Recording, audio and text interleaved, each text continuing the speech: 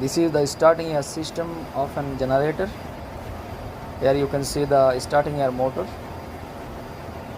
which is normally used to rotate the engine at the initial condition.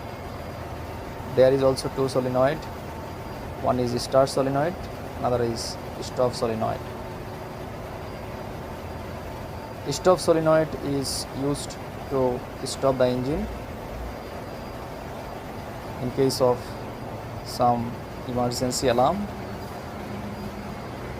and start solenoid is connected with governor linkage. You can see here this push rod is touching the governor, and that one is stop solenoid.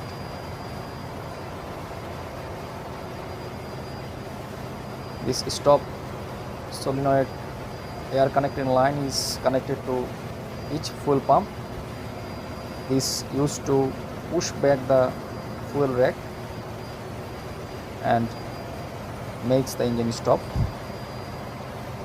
And the start solenoid is connected with the governor fuel linkage, which is used to start the engine.